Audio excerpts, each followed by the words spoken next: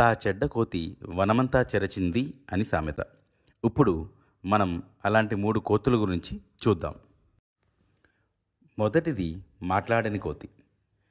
చట్టంలోని లొసుగులను చుట్టాలకి, నోట్లు చుట్టి ఇచ్చే వాళ్ళకి తప్ప నోరు తెరవదు. ఇలా మాటలాడని కోతి మన పనికి అడ్డు తగులుతుంది, మంచి పని జరగనివ్వకుండా అడ్డుపడుతుంది. చట్టం తన పని తాను చేసుకుపోతుంది అని మన పని చేయదు. ఇది మూగ కోతి మరియు సూటు బూటు వేసుకున్న కోతి కథ. ఇక వినలేని కోతి. ఈ కోతి బాగా మాట్లాడగలదు, కానీ మన సమస్యలు వినదు. వాగ్దానాలు వాగ్దాటిగా చెప్పి అయ్యా మరి ఇదేంటి అని అడిగితే చెవిటివాడి ముందు శంఖం ఊదిన చందంగా ఈ కోతికి వినపడదు.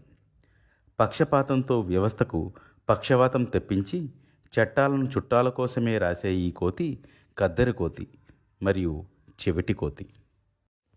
ఈ 2 చోట్ల న్యాయం జరగలేదని మూడో కోతి, అదే కళ్ళు మూసుకున్న కోతి దగ్గరికి వెళితే చట్టం అందరికీ సమం అని చెప్పి త్రాసులో ఒక పక్క చట్టాన్ని, మరో పక్క నోట్ల కట్టలు నింపేవారికి తొందరగా న్యాయం చేసి పెద్దలకు బుల్లెట్ రైలులా, పేదలకు గూడ్స్ బండిలాగా సాగదీసి ఉసురు తీసే కోతి ఈ గుడ్డు కోతి. ఈ కోతి నల్లకోటు వేసుకుంటుంది.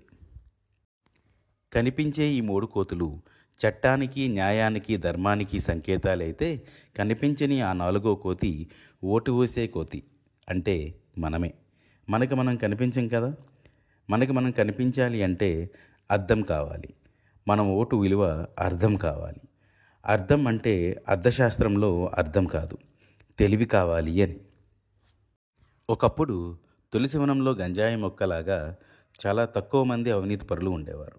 ఇప్పుడు గంజాయి వనంలో తులసి మొక్కలాగా కొంతమంది మాత్రమే నిజాయితీ పరులు ఉన్నారు. పౌరులుగా మన బాధ్యత వారిని కాపాడి వారి కోసం నిలబడి గంజాయి వనాన్ని తులసివనంగా మార్చాలి.